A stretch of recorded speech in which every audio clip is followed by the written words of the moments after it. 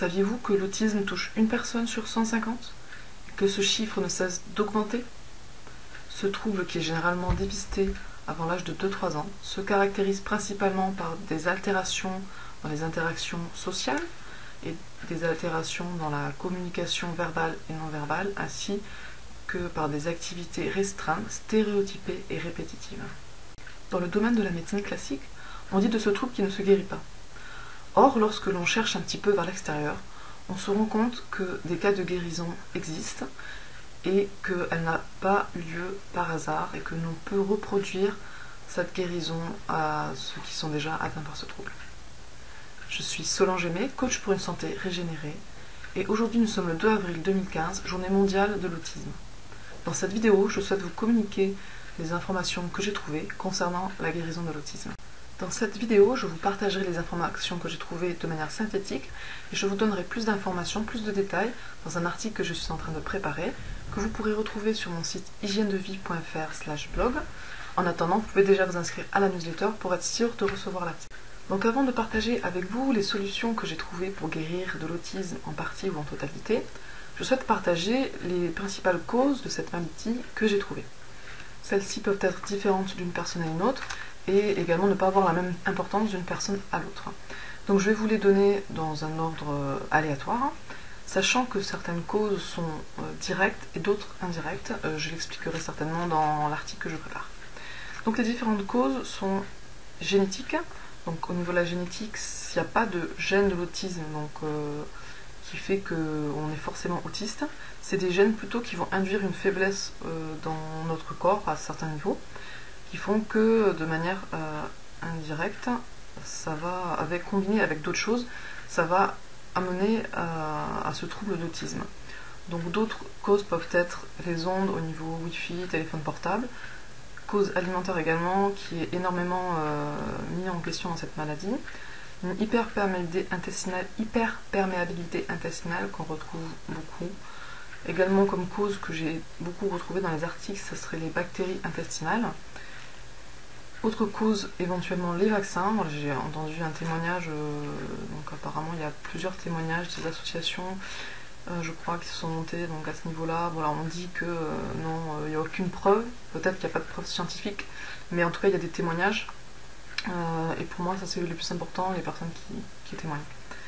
Et donc également, comme autre cause de cette maladie, il y a les métaux lourds, dont le mercure, il y en a d'autres, des métaux lourds qu'on retrouve un peu partout dans notre environnement.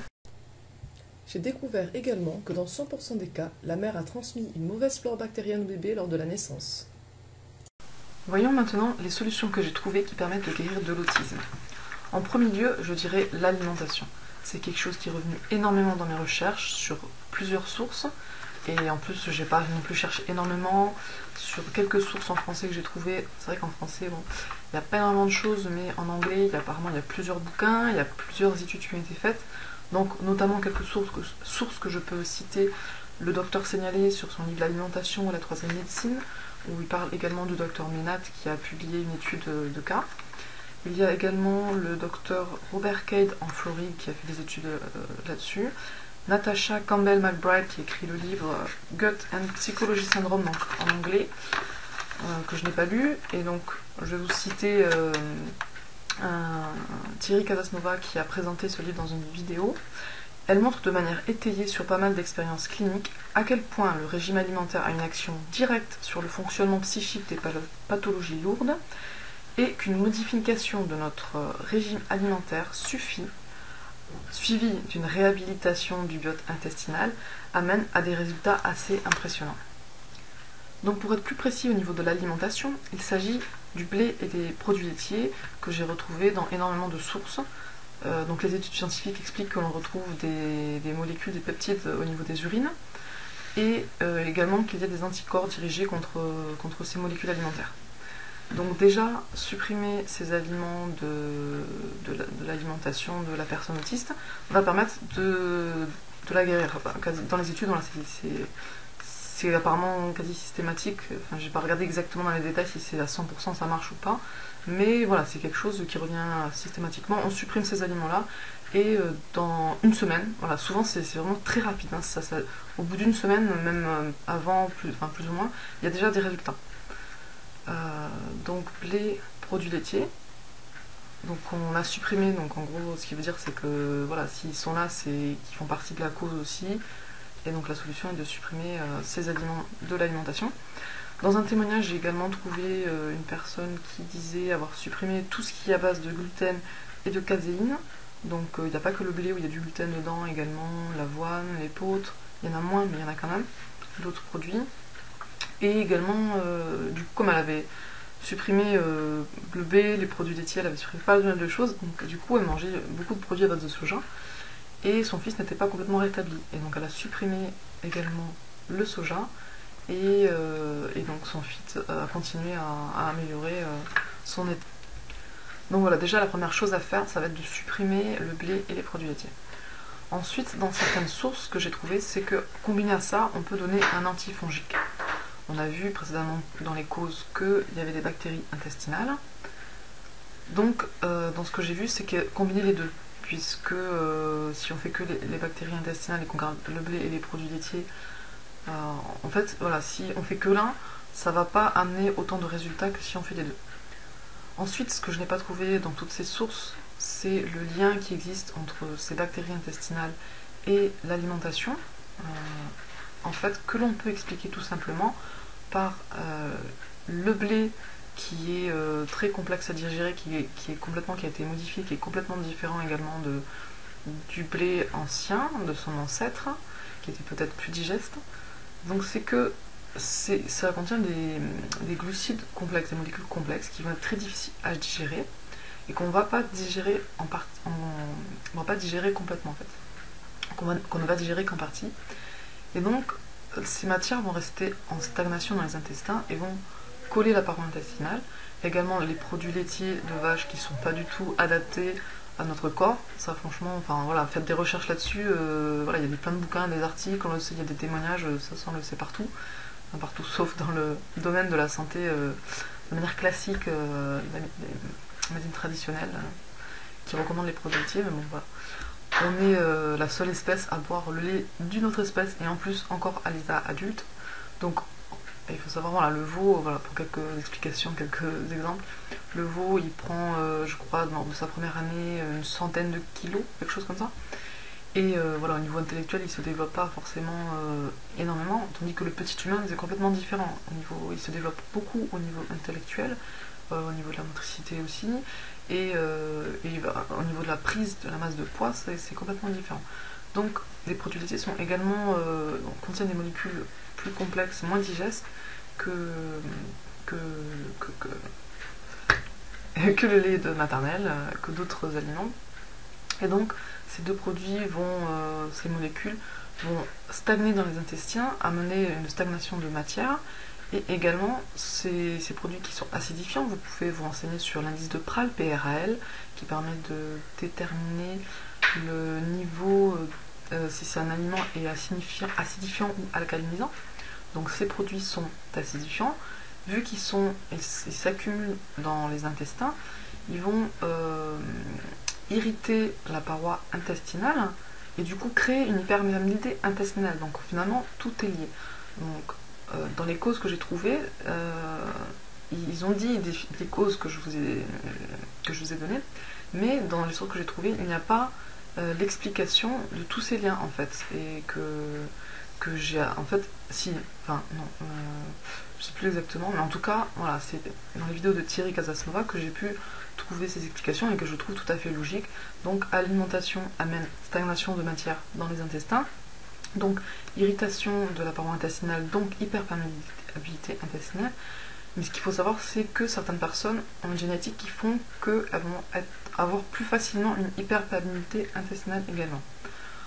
Autre cause, l'accumulation de matière dans les intestins, ça va être comme quand dans notre cuisine, on cuisine et si on laisse en plan des aliments, un plat, qu'on le laisse comme ça en plan dans la cuisine, qu'on ne le range pas au frais, ou même si on le met dans le frigo, si on le laisse très longtemps, qu'est-ce qui va se passer? Des bactéries vont se développer tout simplement.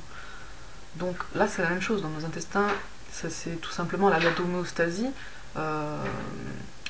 dans la nature, tout est lié, il n'y a pas de choses qui se passent au hasard.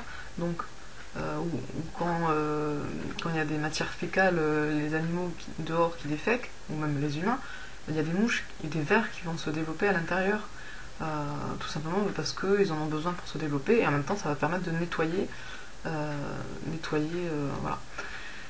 Et donc c'est ce qui se passe à l'intérieur de nos intestins. Les bactéries, elles sont pas là par hasard, elles sont là pour pouvoir manger ce qu'il y a dans l'intestin, pour pouvoir les nettoyer. Donc voilà pourquoi c'est important de combiner l'alimentation et l'antifongique. Également les bactéries qui se développent dans nos intestins. Ce qu'il faut savoir, c'est naturellement on a une flore dans nos intestins, il y a des bactéries, plusieurs bactéries, c'est normal, mais il y en a qui vont se développer plus en abondance et qui vont produire des déchets, de par leur activité, vont produire des molécules qui vont passer cette barrière intestinale qui est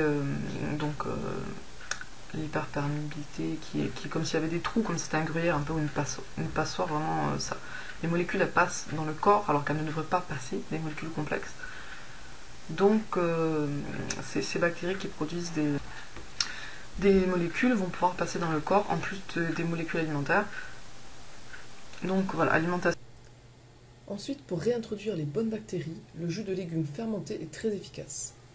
Attention, ces bonnes bactéries introduites en grand nombre tuent les mauvaises bactéries, qui vont alors relâcher les toxines, et donc recréer des symptômes encore plus graves. Donc il convient d'introduire ces jus fermentés petit à petit. La vitesse d'augmentation des quantités dépendra de l'état de la personne autiste. Pour cela, vous aurez plus d'informations dans l'article que je suis en train de préparer, dans les sources que je donnerai. Ensuite, si la cause est due en partie ou en totalité à des métaux lourds, que l'on peut retrouver dans l'eau, dans l'air, dans les amalgames dentaires, et également dans les vaccins, la solution va être de faire une chélation.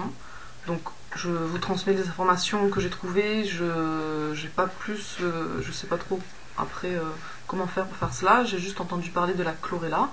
Donc, soit je ferai un peu plus de recherches, que je mettrai les résultats dans mon article, soit vous pouvez faire vous-même vos recherches.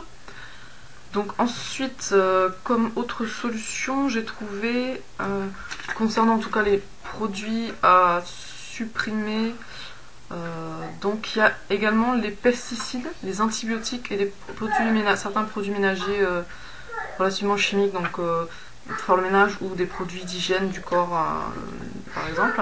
Concernant l'hyperperméabilité intestinale, donc la paroi de l'intestin qui est abîmée, pour utiliser des mots simples, voici quelques solutions qui vont permettre de la régénérer, et cela est valable pour tous les troubles, toutes les maladies. Enfin voilà, si on a une hyperperméabilité intestinale, voici des solutions qui vont vous aider à régénérer, à guérir, à rétablir une paroi intestinale relativement normale, on va dire. Donc les solutions vont être, déjà on l'a vu, éliminer les matières qui vont être en stagnation dans les intestins, les matières acidifiantes qui vont inflammer, abîmer la muqueuse intestinale. Donc le blé, les produits laitiers, les céréales en général, qui sont complexes à digérer, qu'on ne digère pas complètement et qui va du coup s'accumuler dans les intestins et abîmer cette muqueuse intestinale. Tout ce qui est, regardez indice de Prahl, les aliments qui sont acidifiants. Donc globalement dans la nature, l'équilibre acidifiant alcalinisant, c'est 80% d'alcalinisant et 20% d'acidifiant. Il y a toujours besoin d'acidifiant pour détruire, pour reconstruire, détruire entre guillemets, pour pouvoir reconstruire derrière du nouveau. Donc une alimentation quand même majoritairement basée sur des aliments relativement alcalinisants et un petit peu d'acidifiant. Après, c'est à chacun de faire ses tests, on a chacun des sensibilités différentes, peut-être certains ne supportent pas de manger du tout des aliments acidifiants, voilà. Donc déjà, voilà, supprimer ce qui va abîmer la muqueuse intestinale, les aliments qui sont difficiles à digérer, qui vont du coup créer des matières en stagnation dans les intestins. Ensuite, ce qui peut aider également, c'est des irrigations coloniques qui vont permettre d'éliminer toutes ces matières en stagnation. Puis, vous pouvez utiliser un mélange de plantes chez ABC de la nature qui s'appelle balai. Il y en a deux qui peuvent être intéressants. Donc, balai intestinal qui va aider, voilà, à faire comme un balai, à faire sortir, voilà, les matières en stagnation vers l'extérieur. Et le mélange qui s'appelle inflestin, qui va pouvoir permettre de réduire l'inflammation des intestins. Également, une autre méthode naturelle, ça va être des jus pommes, carottes, épinards, qui vont être très bien pour pouvoir régénérer la muqueuse intestinale. Et pour l'épinard va plus avoir donc pomme, carotte, plus pour adoucir. Également, oui, la plante, la mauve, qui va permettre d'adoucir. La mauve a des principes adoucissants pour pouvoir adoucir et régénérer la muqueuse intestinale. Et l'épinard a plus des propriétés de pouvoir faire marcher le péristaltisme intestinal, donc c'est la même chose, même principe, un petit peu de... Enfin non, c'est pas la même chose que le balai. Le balai, c'est un peu comme les fibres alimentaires qui vont balayer les intestins pour faire avancer la matière. Et le péristaltisme intestinal, ça va être les intestins qui font un mouvement qui vont permettre de faire avancer les matières dans les intestins. Donc voilà, jus, pomme, carotte, épinard, avec éventuellement du curcuma, racine de curcuma, donc utilisé dans une centrifugeuse ou idéalement dans un extracteur de jus qui donne des jus de meilleure qualité et avec un meilleur rendement. Donc racine de curcuma qui également réduit l'inflammation. Et puis éventuellement voilà, la mauve, une plante qu'on peut trouver, qu'on trouve autour de nous dans nos champs, même devant, si vous avez un petit peu un coin de terre. Enfin là je parle en France après. Ensuite j'ai trouvé un homéopathe, David Grouchko, qui donc guérit de l'autisme grâce à l'homéopathie. J'ai entendu, j'ai lu et vu plusieurs témoignages qui n'ont pas été faits en français, donc je pense pas que David Grouchko soit français, mais apparemment il doit proposer, je pense qu'il a l'air de parler plusieurs langues, dont le français. Et donc voilà, il propose tout simplement un suivi, une prestation pour pouvoir prescrire l'homéopathie. Par contre, d'après les témoignages que j'ai vus, c'est plus long. On voit une amélioration quand même, je pense, déjà en moins d'un mois d'avoir une amélioration. Mais apparemment l'amélioration se fait beaucoup plus petit à petit sur plusieurs mois, jusqu'à peut-être un an ou peut-être plus, je sais pas. Alors que via déjà l'alimentation et les antifongiques, en une semaine on a déjà des gros résultats. Hein. Ça c'est les témoignages, hein. Je vous dis, moi je n'ai pas vécu, mais c'est vraiment les témoignages ce que j'ai vu selon mes sources. Donc au niveau de l'homéopathie, voilà, je vous donnerai bien sûr toutes les informations, je retranscrirai tout ça par écrit. Et puis aussi une dernière petite chose, donc il semblerait que toutes ces molécules qui arrivent dans notre corps les molécules nocives, hein, que ce soit au niveau alimentaire, à cause des bactéries dans les intestins ou les métaux lourds, vont se diriger, se stocker, vont polluer, on va dire, la zone au niveau cérébral, ce qui va créer tous ces symptômes de l'autisme. Et ce qu'il faut savoir, c'est qu'on a une barrière hémato-encéphalique au niveau donc de la sphère cérébrale qui fait que c'est un peu comme la barrière intestinale. Il n'y a pas n'importe quoi qui va passer, qui va arriver au niveau de notre cerveau. Donc si c'est arrivé jusqu'au cerveau, ces molécules nocives, c'est que cette barrière, comme la barrière intestinale, est faible. À des points faibles, ne fonctionne pas correctement. Voilà, pareil que l'hyperperméabilité au niveau de la barrière hémato-encéphalique. Donc ça peut être dû, selon mes sources, aux ondes. Donc ondes Wi-Fi, ondes du téléphone portable, ondes micro-ondes, voilà, principalement ça, les ondes en général. Donc tout simplement en supprimant ces sources-là d'ondes, ça peut aider à améliorer ce problème. Donc voilà, je pense avoir dit pas mal de choses. Je vais tout retrouver. Et je voudrais finir cette vidéo d'information avec un extrait d'un article sur internet qui s'appelle « L'autisme se guérit ». Pourtant, malgré des succès de plus en plus impressionnants, des guérisons à répétition, les grands experts de l'autisme refusent toujours de croire. Ils refusent de collaborer avec les parents, ils refusent d'aider les enfants et de les guérir. Ils n'assistent pas au congrès américain, ou encore pire, lorsqu'un parent se présente dans leur cabinet avec un enfant qui a guéri de l'autisme, ils les jettent à la porte. Débrouillez-vous tout seul, disent-ils avec mépris. Ces experts de l'autisme ont beaucoup trop à perdre. Premièrement, leur réputation. Ils sont des experts et ils n'ont pas découvert cette avenue de guérison. Ils ont fermé les yeux sur les découvertes des 10 dernières années. Deuxièmement, les subventions. Ils ont reçu depuis des années des montants considérables sous forme de fonds de recherche. Comment justifier ces montants sans avoir trouvé ce que les parents ont trouvé par eux-mêmes? Troisièmement, des revenus de l'industrie pharmaceutique. Ils seraient dans l'obligation de s'ouvrir à soigner autrement, sans médicaments, sans intervention médicale invasive, ce qui signifie une perte de revenus. Donc voilà pour cet article que je trouve assez révélateur, pour vous encourager à expérimenter toutes ces solutions, pour vous encourager à vous informer ailleurs que dans les réseaux classiques médicaux. Les médecins font de leur mieux. C'est pas toujours évident pour eux de sortir de leur façon de penser très scientifique, très terre à terre, de choses des fonctionnements qu'ils ont appris. Donc ne leur en voulez pas, ils font de leur mieux. Mais en tout cas, je vous encourage à faire vous-même vos propres recherches et à tenir bon, à expérimenter. Voilà, donc je vous dis à très bientôt. Je voudrais lancer un appel à tous les médecins qui écouteraient cette vidéo. Je fais appel à votre humilité. Sachez remettre en question vos connaissances actuelles sur l'autisme et vous tourner vers les nouvelles découvertes qui ont été faites ces dernières années, notamment en Amérique. Je vous en prie, aidez vos patients à guérir de l'autisme, cela est possible. Ils vous seront éternellement reconnaissants. Et vous serez récompensés par leur gratitude, par la gratitude qu'ils auront envers vous, et par le soulagement que vous permettrez de donner à ces familles. Je vous remercie.